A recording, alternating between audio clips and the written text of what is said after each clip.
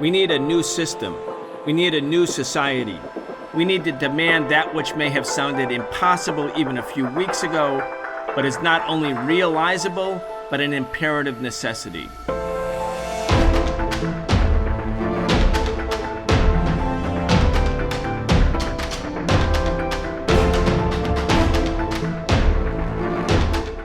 The United States is intent on toppling the government in Venezuela. Today, we're going to talk about the lies and propaganda used in the hybrid war waged by U.S. imperialism against a country which possesses the largest oil reserves in the world. Working class people in Venezuela are resisting. Welcome to the Socialist Program. I'm your host, Brian Becker. Today, we're talking with Manolo De Los Santos. He is the co-executive director of the People's Forum in New York. He was in Venezuela last week during the elections. Manolo, welcome back. It's great to be back on the show with you, Brian. I said in the beginning, Manolo, that we're going to talk about the lies and propaganda. You know, every war has lies and propaganda associated with it. We hear the cliche, the first casualty in war is the truth. Well, this is a war that's been going on against the people of Venezuela ever since they dared to have a revolution, a popular revolution led by Hugo Chavez and then the Bolivarian Revolution. There was the coup in 2002 that was failed when masses of poor people came out and rescued Chavez. There was the 2019 coup when the U.S. government said Juan Guaido is the government in Venezuela. Now we had a recent election. Nicolas Maduro won the election. The Venezuelan opposition said immediately that they said the election was a fraud within seconds, and the U.S. government echoed it, meaning that the Venezuelan opposition and their sponsors in the State Department were only going to accept the election results if the opposition defeated Maduro. Anyway, we want to talk about the electoral procedures, what happened, how the elections actually work in Venezuela, because frankly, people in the United States are being spoon-fed lies and propaganda about that process. But first, the context. Why is the United States at war against Venezuela? Why the endless coup attempts? Why did Obama declare Venezuela to be a national security threat? What is it about Venezuela that's so threatening to the United States? Anyway, let's talk about this in context. Well, I think that is particularly the most important question to raise here. Why is the U.S. government so deeply invested in overthrowing the Venezuelan government? And you could say part of the answer lies in the fact that, yes, Venezuela has the world's largest reserves of oil in the world, over 300 billion barrels. It has the 8th largest reserves in the world for gas. It has numerous mineral resources. Venezuela is one of the world's largest suppliers of gold and among many other mineral resources. But I think there's another element that often gets lost in U.S. media, even among progressives, and that is that Venezuela has been, in many ways, the bulwark of democracy in South America and in Latin America and the Caribbean for the last 2 decades. Venezuela has been both a source of inspiration, but of material support for democratic processes in the region. In the struggle for democracy in Honduras, Maduro, then foreign minister, played a key role in helping to restore democracy to the country. In countries like Brazil and Paraguay, Brazil has counted deeply on the support of Venezuela as a key factor towards promoting democracy. In many ways, the Venezuelans present a threat in that the U.S. continues to want to impose neoliberal puppets. It wants to impose far-right candidates across the region. And Venezuela is in many ways that last wall of resistance against these efforts. Till the U.S. resolves this problem, they will not be able to get their full hegemony or their complete way in light of what's taking place. Well, let's talk about Venezuela's role then. Chavez came to power. It was a tug of war. Obviously, Venezuela is a class society. There's rich people, rich landowners, rich capitalists. They have been supported by the United States. Chavez's base was the working class, the poor. They were the ones who rescued him in the 2002 coup, the effort by the United States and its allies in Venezuela. Venezuela, having large oil reserves, the largest in the world, also was deeply aligned with the Cuban Revolution, which itself has been the target of a nonstop war by the United States ever since the Cuban people dared to overthrow the U.S.-supported dictator Batista. The revolution took place in 1959. The U.S. carried out terrorist actions. It sanctioned Cuba. It blockaded Cuba.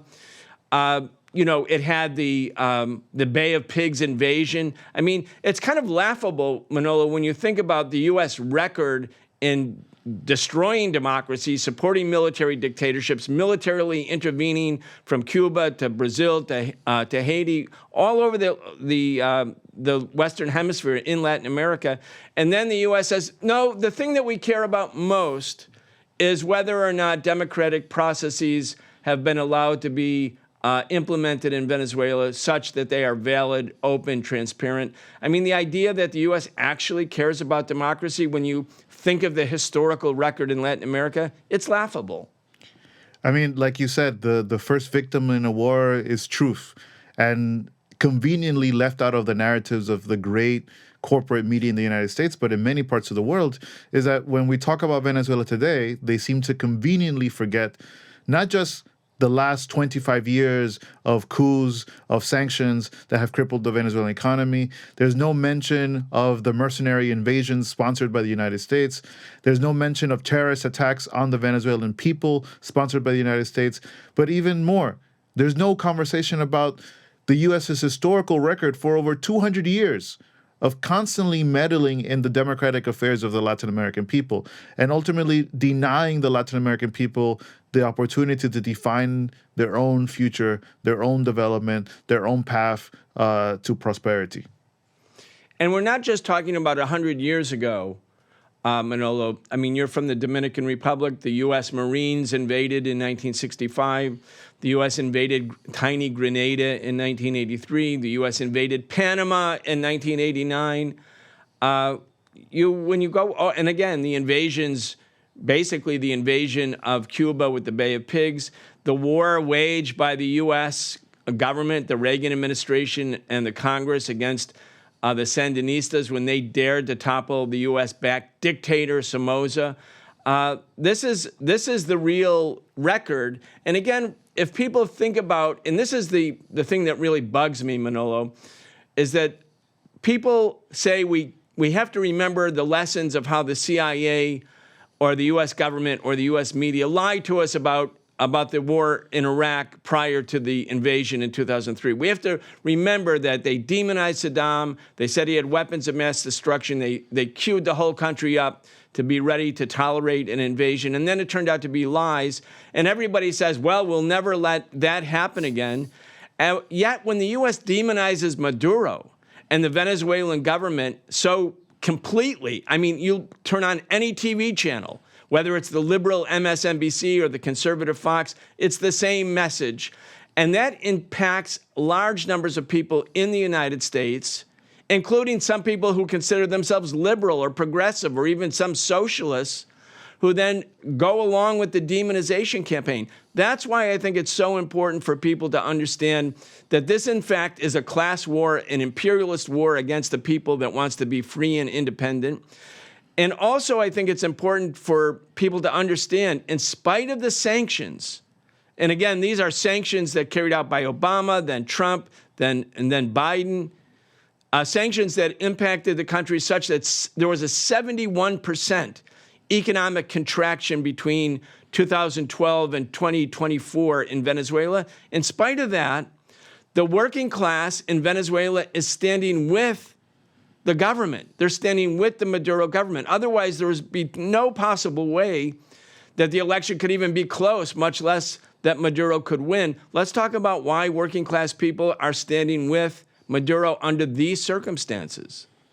Well, first, we have to start from the point of view that what's been taking place in Venezuela for the last 25 years has been a real revolution.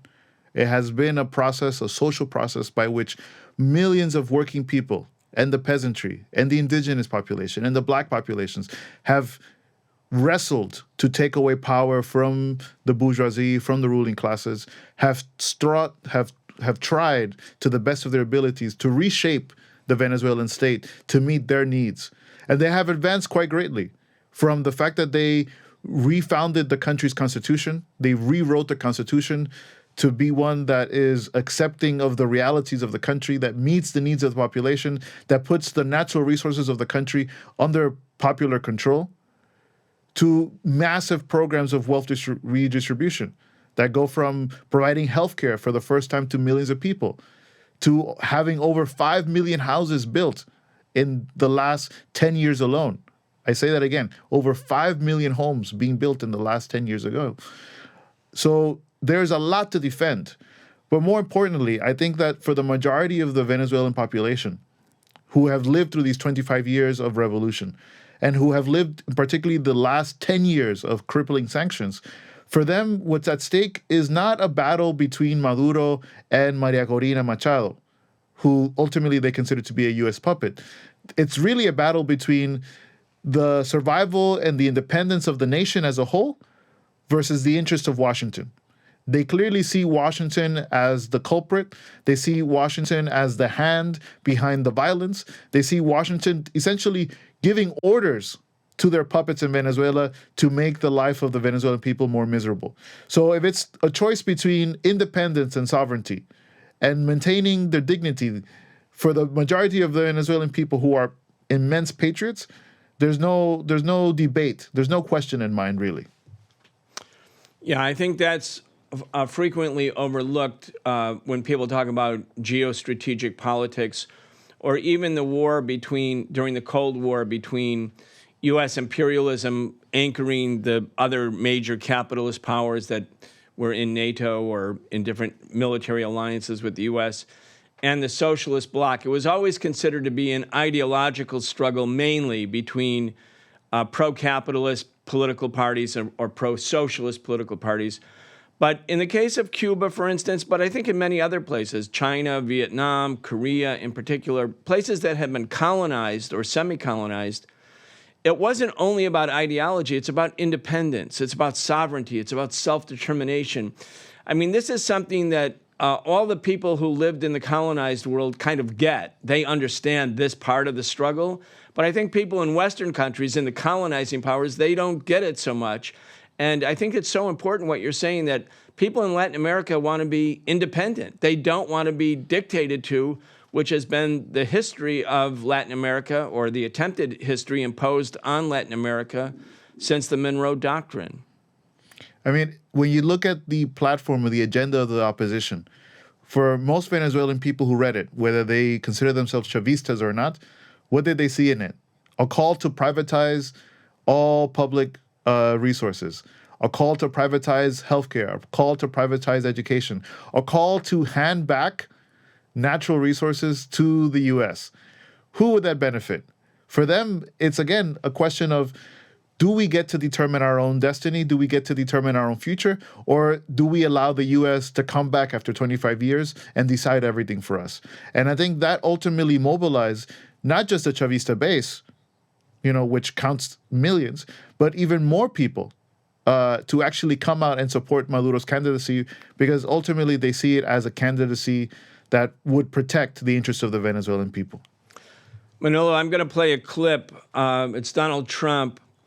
Trump carried out, along with John Bolton, his national security advisor, Elliot Abrams, that whole crew of, the criminal cabal that tried to overthrow democratically elected governments or governments that seek to be independent in Latin America, but in fact all over the world. That's what they do. But this was Trump in 2000, and Trump did this in 2019 when he announced that Juan Guaido was president of Venezuela, even though Juan Guaido had never run for president of of Venezuela. And then this is how Trump summarized what that struggle was all about. Let's listen. It's just a 10-second clip. Venezuela. How about we're buying oil from Venezuela? When I left, Venezuela was ready to collapse. We would have taken it over. We would have gotten all that oil. It would have been right next door. Manolo, you can't be more brazen. I mean, imperialist piracy articulated by none other than the then president of the United States, Donald Trump. I mean, there's so much that one could say about this clip. One could cry and laugh about it at the same time, because on one hand, it it's an admission of guilt. I mean, the Trump administration really went out of its way 2017, 2018, 2019 to guarantee that the Venezuelan economy would fall, that the country itself would collapse. They put not just some of the most crippling sanctions that took away Venezuela's oil revenue. They dropped by over 90%. They seized Venezuela's assets abroad, including Citgo. They stole, with the help of EU countries, European countries, Venezuela's gold reserves in the UK. I mean, the list is endless of what the Trump administration did to try to break the back of the Venezuelan people. But at the same time, one could laugh because they miserably failed. They failed to calculate, one, the level of unity among the Venezuelan people and with their leadership to confront this level of imperialist attack. They failed to calculate the strength of the military in their unity with the masses of the Venezuelan people, because they always considered that somehow this situation would lead to an internal coup led by the military, and that just simply failed. Everything that the U.S.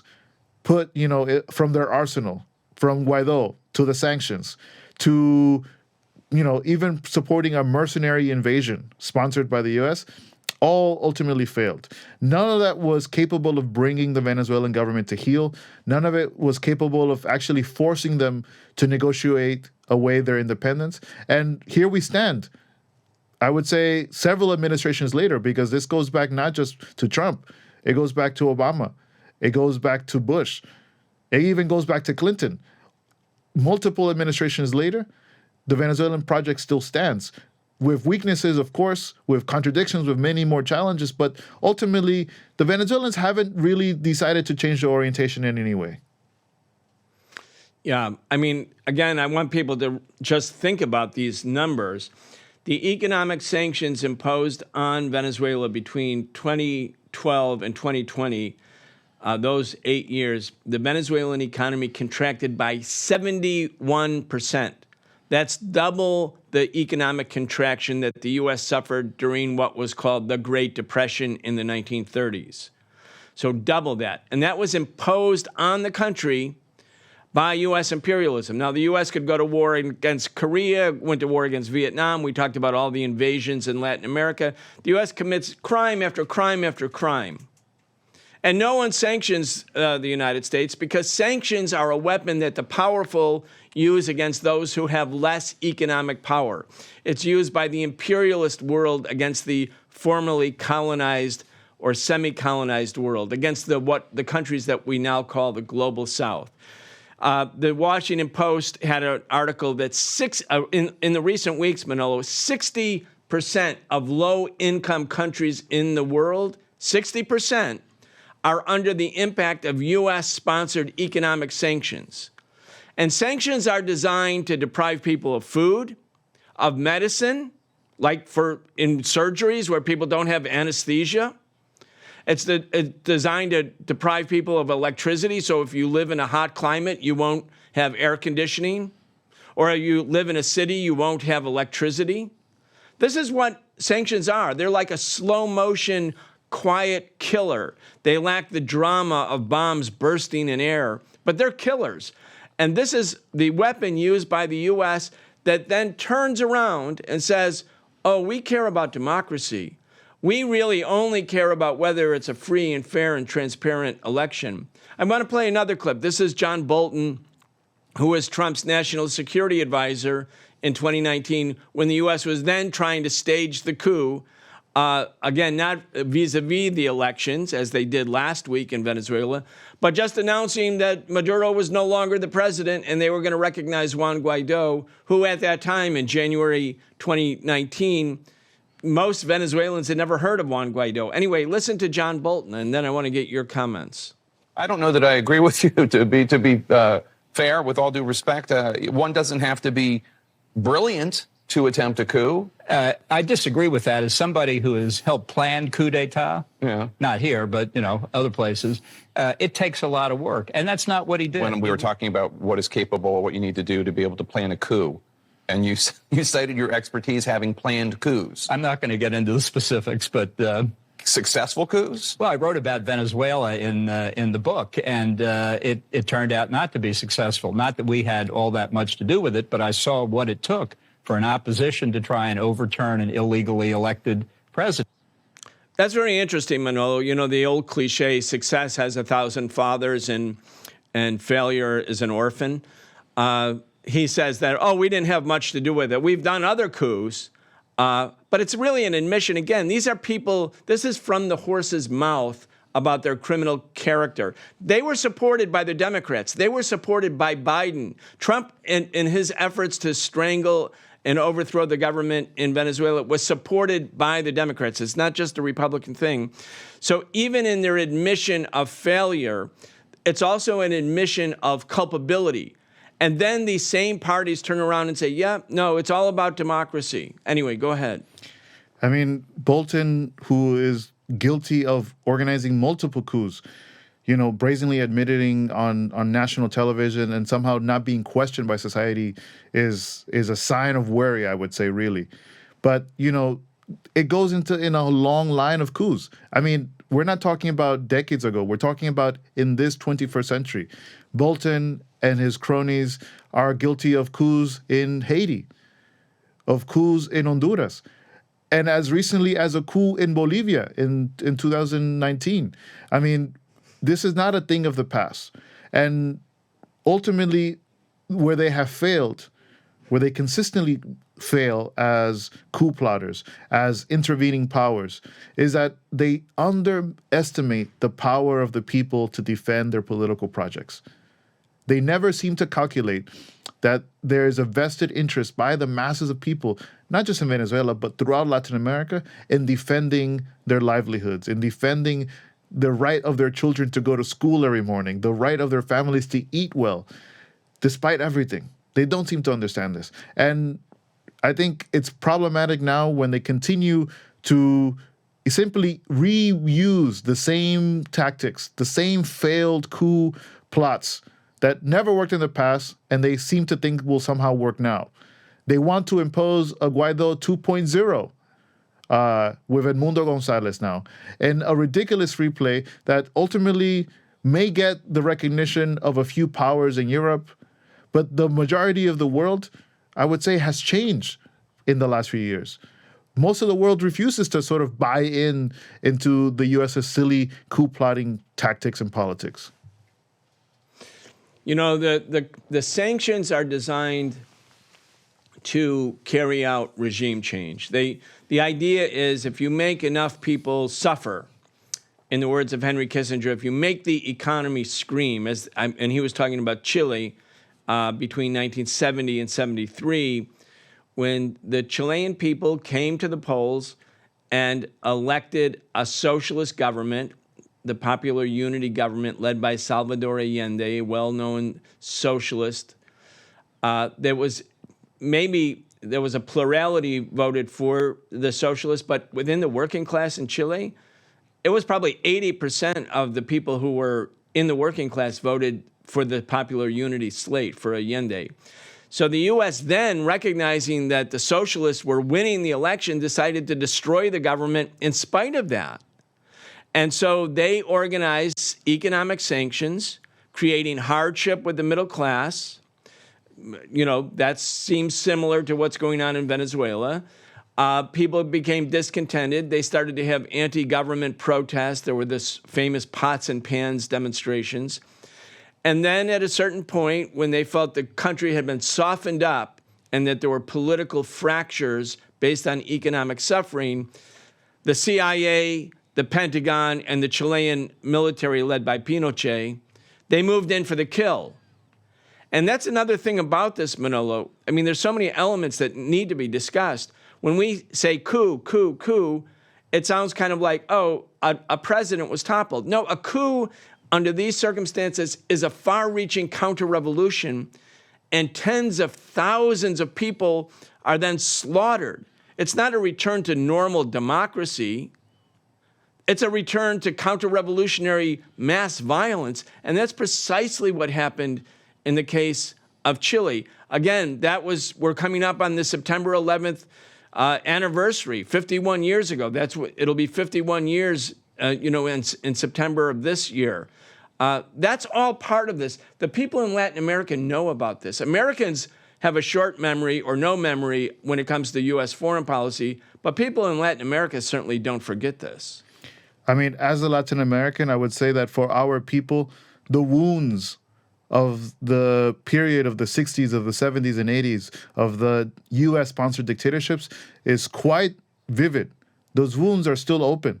The fact that there are whole generations of young people who simply were lost in the torture chambers, disappeared, no trace left of them, families that are still searching for their sons, daughters, for their fathers and their mothers. I mean, that is not something that is of the past to us, but is actually quite of recent history to us.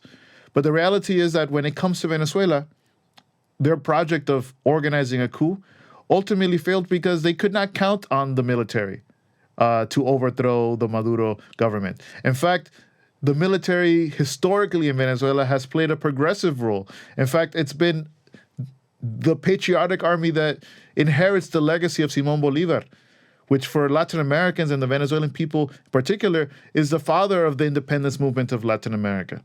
So they made a grave miscalculation. But the other side, like you said, the silent side of this war, which is the sanctions, which I actually find rather insufficient to just call them sanctions because ultimately these are both unilateral and coercive measures that are solely imposed by the United States and have a devastating impact, not just on political leaders who they technically say they are targeting, but they actively have an impact on the daily livelihood of people. I mean, it is calculated by some reports that over 100,000 people in the last few years alone have died in Venezuela as a result of these sanctions, due to lack of medicine, due to lack of food, and other key products. But there's the other side of this devastating and unilateral and coercive measures, which is that it has ultimately forced millions of people from Venezuela to leave the country. And this is in a way shocking because Venezuela, on the contrary, having been one of the most stable economies in the region, was actually the recipient of migration coming from war-torn Colombia and from many other parts of the world. In fact, I am one of those families that had many Dominicans who migrated to Venezuela because it provided both democratic haven and economic opportunities for them over decades. That has been overturned with these sanctions. And now we see millions of Venezuelans having to leave to the United States, having to leave to other parts of Latin America, having to leave to Europe in search for some economic stability. Stability that is denied to them at home because of these sanctions. It's a very useful propaganda ploy in so many different ways, Manolo. We're here in New York City. There are thousands of Venezuelans right now. All around the country, the Republicans, and now the Democrats too, are yelling about the fact that there's this invasion of immigrants coming from other places, especially from Latin America. Hundreds of thousands of Venezuelans in the last couple of years. And again, it becomes a political football in the United States. Well, if the U.S. did not sanction Venezuela, blockade Venezuela, deprive Venezuela of selling oil, making financial transactions almost impossible, if it wasn't trying to make the economy scream, and part of it obviously is screaming as a consequence of sanctions, then people would not leave. It's sort of the weirdness of American politics that America causes the migration of Venezuelans. Then the U.S. media says, look, the Maduro government has failed. Socialist governments are failing in Latin America, as evidenced by people leaving. And then the same phenomena of having more and more immigrants in the United States also is being used to demonize people from Latin America as thugs or gangsters, the worst kind of language employed against people. So it also whips up racism in America. I mean, this is a political reality and phenomena that's turned upside down. But nonetheless, it's become a real factor on multiple fronts in U.S. politics. Well, in my opinion, I agree with you. It's one of the greatest displays of U.S. hypocrisy. I mean, when millions of people started to leave Venezuela, they were instantly hailed as freedom fighters, as brave refugees fleeing away from the dictatorship of socialism in Venezuela, a so-called failed project. As soon as they arrived in the United States, as soon as they began to flood Times Square and the center, the downtowns of multiple cities across the United States, they instantly became thugs and criminals. What more racism and hypocrisy do you want from the United States? But ultimately, it proves that has the U.S. government ever actually cared about the Venezuelan people? Has it ever actually cared about their well-being? If the U.S. was actively interested in resolving the so-called Venezuela crisis, if it actually were interested in sort of getting rid of these thugs and criminals, it could actively just negotiate directly with the Venezuelan government, which has been, I would think, in multiple occasions, willing to actually sit down with the U.S. government, both during the Obama, during the Trump, and during the Biden administrations, to find a political solution and say, end the sanctions. Because ultimately, that is the greatest factor that forces people to flee. And even greater hypocrisy we see now when this mass media, in referring to the elections and referring to the millions of migrants abroad, fails to mention the word sanctions even once. It's a weapon that the U.S. doesn't even want to publicly take credit for, despite it imposing it for over a decade at this point. The Sandinistas came to power in July 1979, Manolo. Everybody in progressive circles in Latin America, in the United States, was extremely excited. They toppled the Somoza dictatorship. It was a fascist government supported by the U.S., financed by the U.S., trained by the U.S. And immediately, first under Clinton and then especially under Reagan, the so-called Contra War, the Contras, the opposition to the Sandinistas, began this so-called civil war. Huge numbers of people in Nicaragua died. And Nicaragua was a small country in Central America, very poor. And suddenly the Sandinistas, who wanted to build a new future, maybe a socialist future, they were under siege basically by a CIA-trained, financed, armed military operation. And it went on for a decade. Hundreds of thousands of people died. And during that whole time, the United States embraced, and especially Reagan, embraced these Contras. He said, they are the moral equivalent of the founding fathers of the United States. Well, in the sense that the founding fathers, many of them were slave owners, maybe that part is true.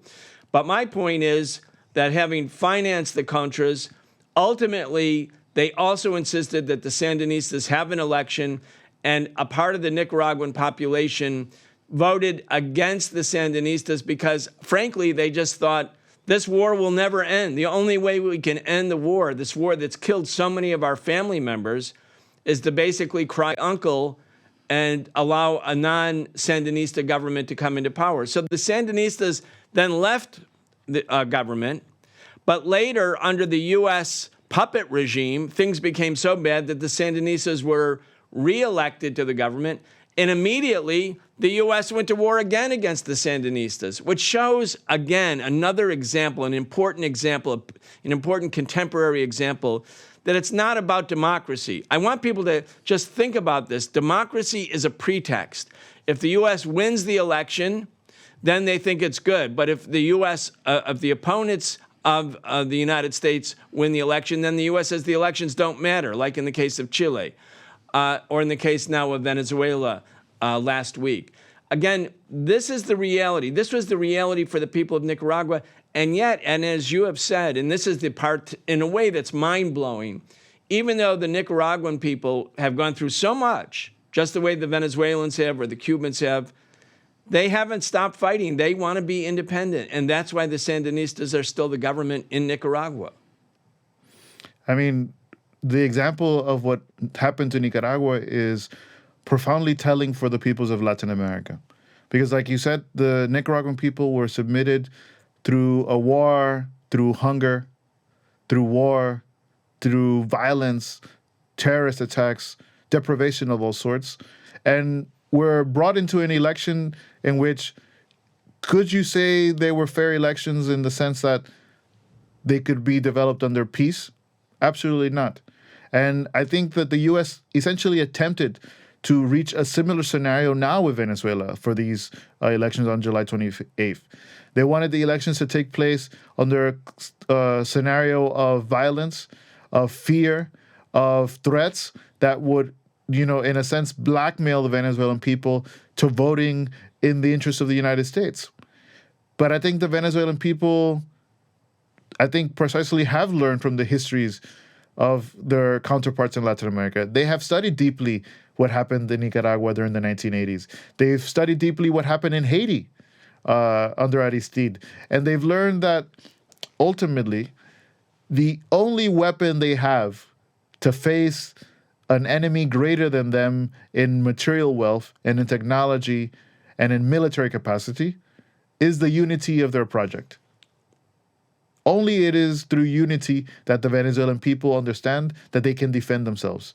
And this means unity of the masses, unity and organization at the most basic grassroots level, where on every block in Caracas and across the country, I've witnessed this myself, there are community leaders, many times associated with the United Socialist Party, but many a times simply leaders of their community who work on a day-to-day basis to organize people to defend the revolution.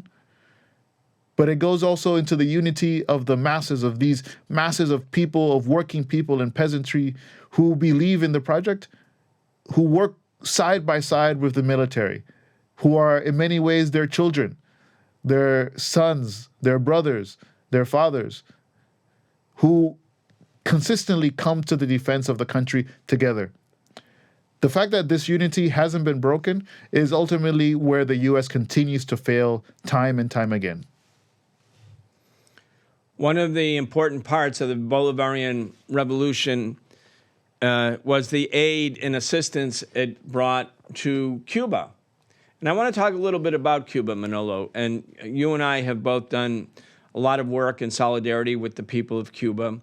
The Cuban Revolution happened, the U.S. just missed the boat. I think the U.S. decided they were never going to let another revolution like the one that succeeded in Cuba in the late 1950s. Cuba, the July 26th movement came to power January 1st, 1959. The U.S. almost immediately began imposing sanctions, even before the Cuban government announced that it was a socialist government. Simply because the Cuban government was determined to be free and independent, the U.S. said, we have to crush this thing. We don't want people in Latin America to get the idea that they can overthrow our dictators, because Batista was their dictator, meaning the U.S. dictator. So the U.S. went to war against Cuba. Now, Cuba at that time had the support of the Soviet Union. There was a socialist bloc. There was a second world economy that existed: the Soviet Union, East Germany, Poland, Bulgaria, Romania, the People's Republic of China, North Vietnam, North Korea. Many countries, 2/5 of the world's population by 1960 were living in countries that the governments were led by communist parties. So there was a socialist bloc, and Cuba was able to thrive in spite of the sanctions, the blockade by the United States, because they had trading partners, including from industrial economies in Central and Eastern Europe and in the Soviet Union. Now, during that entire time, when Cuba was, by Caribbean standards, relatively affluent, the U.S. nonstop tried to destroy the Cuban government. They tried to assassinate Fidel over and over again. At a certain point, one of the CIA field officers, field station chiefs in Latin America, his name is Philip Agee, who I had the privilege of knowing a little bit in the 1990s, and 1980s. He decided he was sick and tired of the CIA, under the name of democracy, destroying democracy in Latin America and going to war against Cuba. And he also started to open up and see the importance of socialism. And I want to play a clip from Philip Agee, because he explains, once he had sort of left the CIA and revealed the CIA's secrets. People can read it in the book Inside the Company by Philip Agee, A-G-E-E, Philip Agee. But here's a clip where he also talks about one of the roles or functions of economic sanctions or the blockade, economic blockade on Cuba.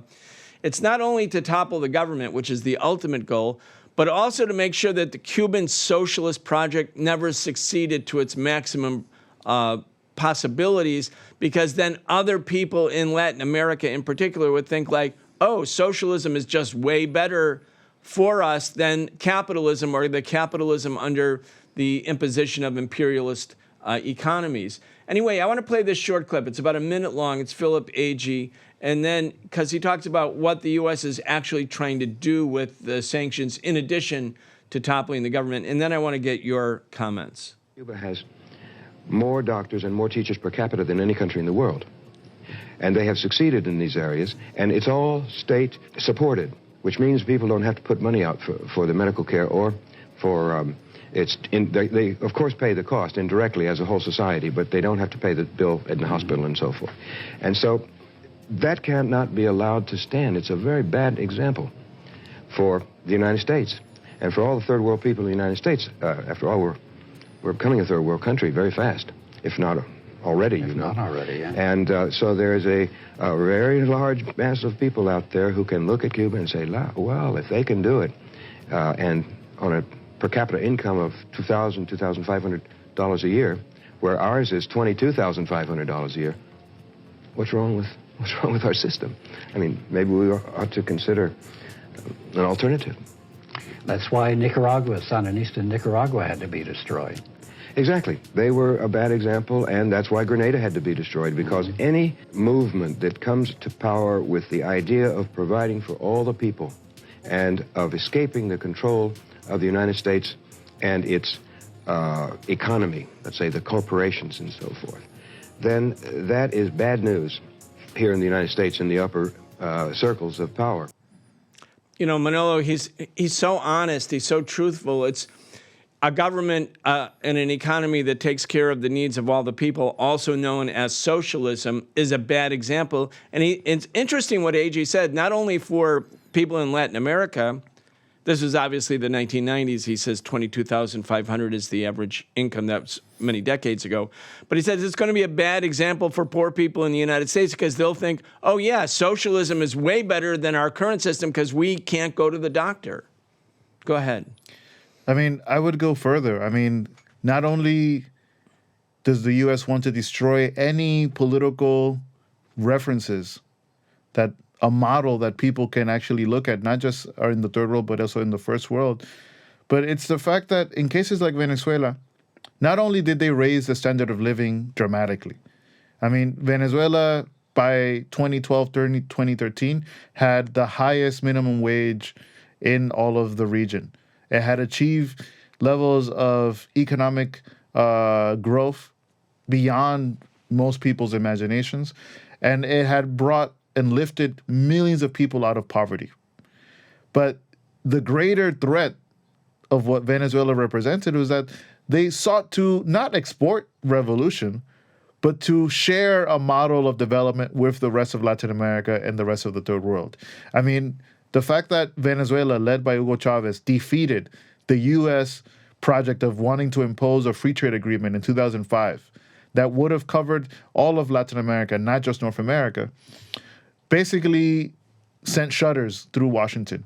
And that Chavez didn't stop there at defeating the free trade agreement of the Americas, but that he went further and created an alternative development agreement called ALBA, the People's Trade Agreement, that completely changed the way in which trade is developed in the region. The fact that Chavez was spearheading a project to basically create a new common currency for trade in Latin America called the Sucre, that would have been based in support not just of Venezuela, but with Brazil, with Ecuador, and other leading economies of the region, really threatened U.S. hegemony in the region. And for that, Venezuela will never be forgiven. But I would go even further. The fact that Chavez sought to build these same levels of development and relationship with people in Africa and in the Arab world and in Asia, The fact that Venezuela built a strategic relationship and partnership with both Russia and China as a way to counterbalance U.S. influence in the region are major steps that had to be destroyed by the United States. But again, precisely because of these strategic partnerships, because the world has changed dramatically in the last few years, the U.S. can actually no longer count on the implicit support of the rest of the world to simply go about plotting coups and overthrowing governments. We've seen, particularly since 2019, since the war in Ukraine, since the war on Gaza, that the U.S. simply doesn't have the command that it had before to simply impose decisions on the world. And that, in fact, it's not just the Latin American peoples, but the peoples of the world want to defend independence. They want to be able to make their own sovereign decisions. And many of them today stand with Venezuela, not because they consider themselves socialists or not, but rather because they identify themselves with what is ultimately Venezuela's struggle, but is the struggle of the peoples of the global south for independence. Yeah, it's such an interesting moment in world politics. Manolo, in 2019, when Juan Guaido was declared president of Venezuela by Trump and company, and again, supported by the Democrats, Europe united behind the United States. Unless I'm wrong, I think most of Europe. The British seized $1 billion in Venezuelan gold. They just seized it. The U.S. seized the embassy in Washington, D.C. I mean, the Venezuelan embassy, like all diplomatic compounds, is considered inviolable by the Vienna Convention. And the U.S. just seized it. I mean, some of us who were part of the Answer Coalition and other organizations, we were invited in by the Venezuelan government in the last weeks before the embassy was seized. We asked them, we said, can we come into your embassy and start to hold educational forums and seminars about how U.S. imperialism is trying to undermine not only your sovereignty, but the sovereignty of all of the people in Latin America and around the world who want to be independent. And eventually, that what we called the Embassy Protection Collective, we had lots of people coming to show support for sovereignty and the maintenance of that embassy. But eventually, the last people in there were arrested. The police came in. The U.S. government seized the embassy and gave it to Juan Guaido. It's still closed today, by the way, 5 years later. Still closed today. Venezuelans, even Venezuelans living in the U.S., can't access diplomatic services because it is closed. The U.S. seized it. And yet, at the same time, when you think about the last 5 years, Venezuela at that time looked like it was on its last legs. We were like fighting and building mobilizations and demonstrations, but it looked like the overwhelming support that the U.S. coup makers had meant that it was just a matter of time. And it was really, I think, the steadfastness and the resilience of the people in Venezuela that prevented that coup from succeeding. But 5 years later, Manolo, you're right. The world has changed. Like last week, the U.S. and its allies, its closest allies, they immediately said, oh, the election is tarnished. But other big governments, including Russia, China, I think Iran, others, said, no, we acknowledge that this election was under the control of the Venezuelan authorities. It's their process. It's independent. We believe in it, and we believe in the principles of sovereignty, and they recognize the government. So unlike 2019, where you kind of felt Venezuela was super isolated, you don't feel that now at all. Again, this is a remarkable change in global politics in 5 years. Well, what happened in 2019 was such a gross failure because, again, Guaido was not a figure that not only was he not known in the U.S. or in Europe, he was not known by the Venezuelan people. If you would ask any Venezuelan in 2019 who Juan Guaido was, they wouldn't know if he was a member of parliament or if he was a fishmonger on the street. Nobody would have known. But the U.S. imposed this fictitious reality on the world. European governments, left and right, went up and above each other to try to prove who would recognize Juan Guaido first. And you had, in a sense, a consensus that on social media and in corporate media is always built only on the basis of the U.S.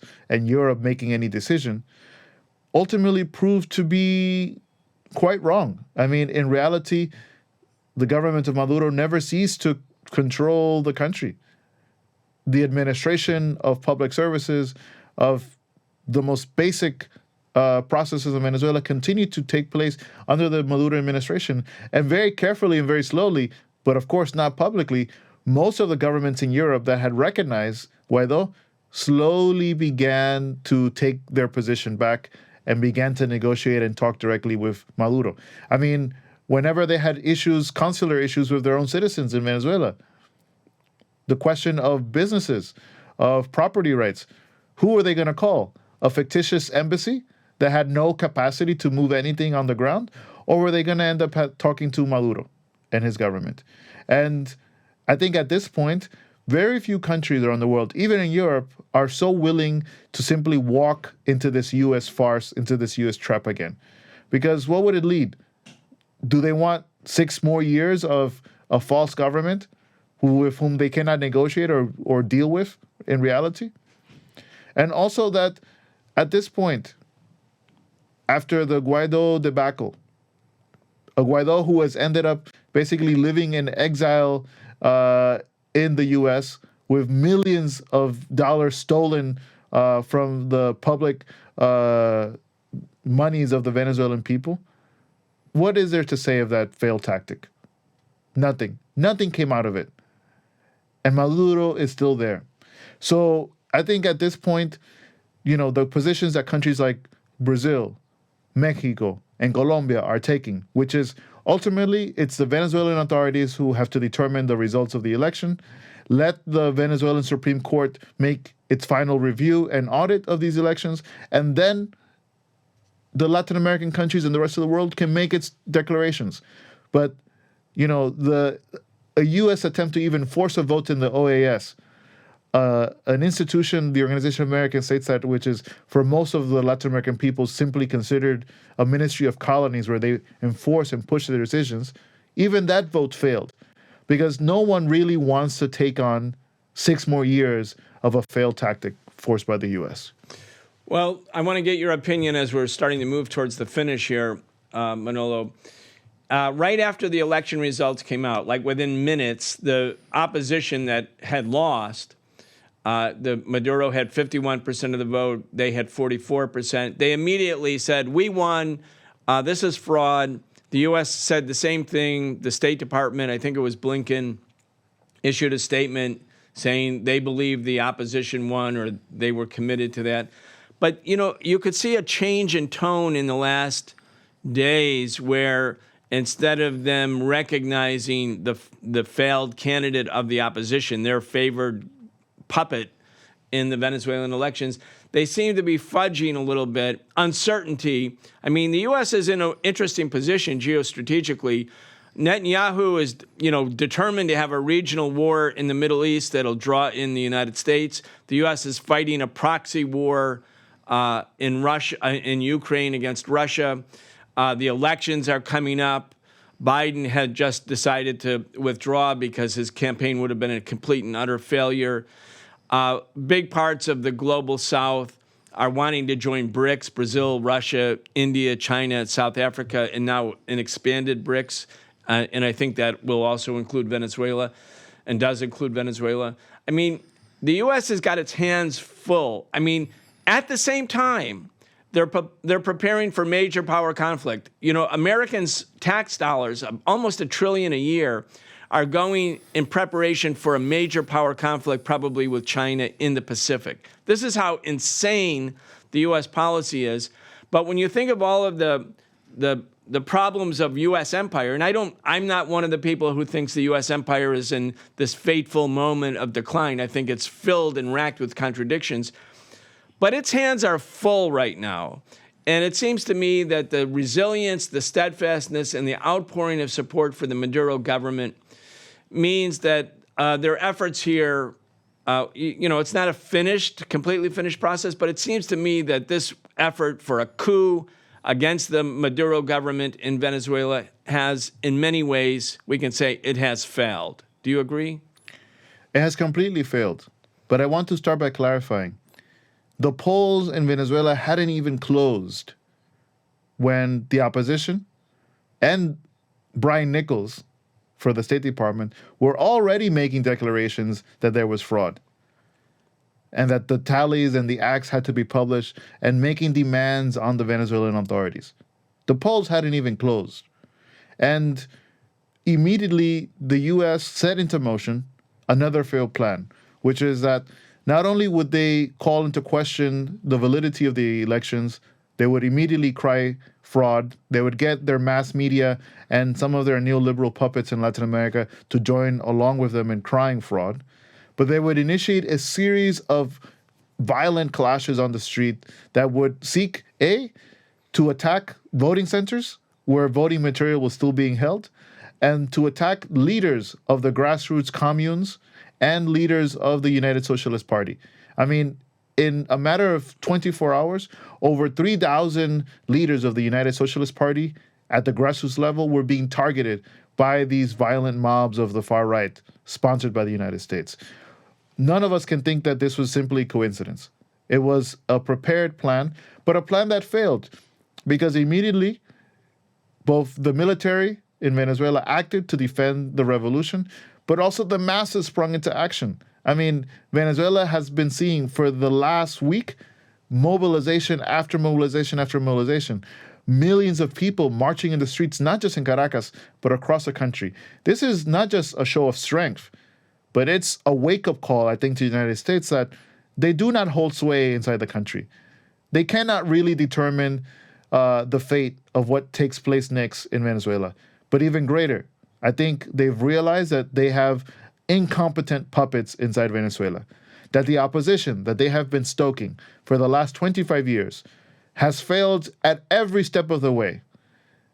Not only can they not win elections, and we saw that with the election results where even if the opposition had united under one candidate, even then there would have been a margin of difference between Maduro and the opposition. They couldn't have won the elections one way or the other. But they have not been capable of getting any of their tactics to work. Not the guarimbas, not the violence on the street, not the coups, not the boycotts, not imposing a fake president. None of it has worked. I think the U.S., with its hands so busy with trying to prevent or possibly itself stoking war, escalation of war in the Middle East, has to make a real decision. Does it really want to create a new major political crisis, possibly a military crisis in Venezuela right now, so close to the elections?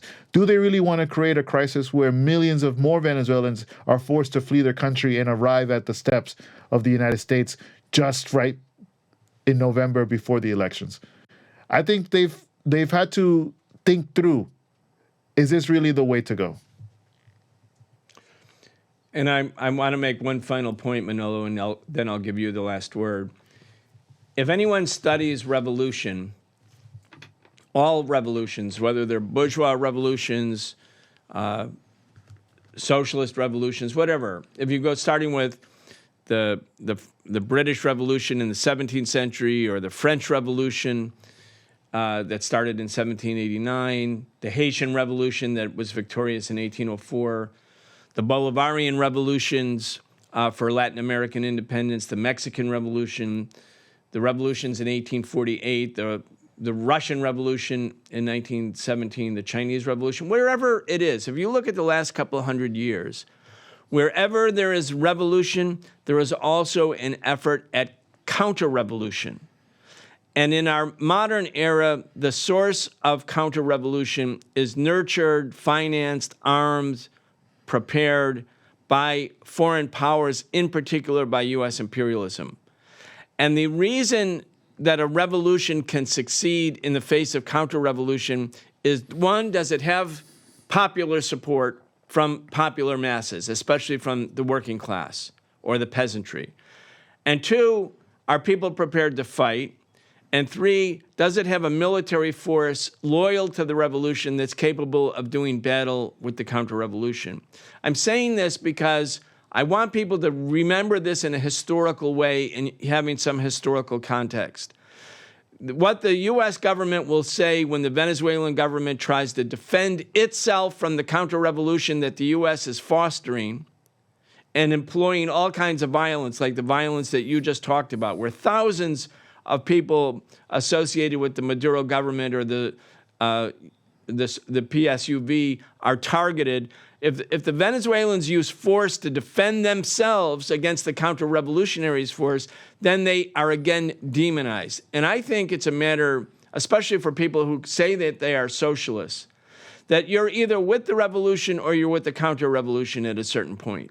It doesn't mean you have to say everything is wonderful and the revolution is heaven on earth. Like, nobody who lives in the real world should think those thoughts. But the question is, are you with the revolution or are you with the counter-revolution? And that's the choice in Venezuela right now. And you can see that the masses of people in Venezuela, because they're either Chavistas or they want to be free and independent people, they are standing with the revolution. And I think for people who care about social justice in the United States and elsewhere, we have to stand with Venezuela. Go ahead, you get the final word.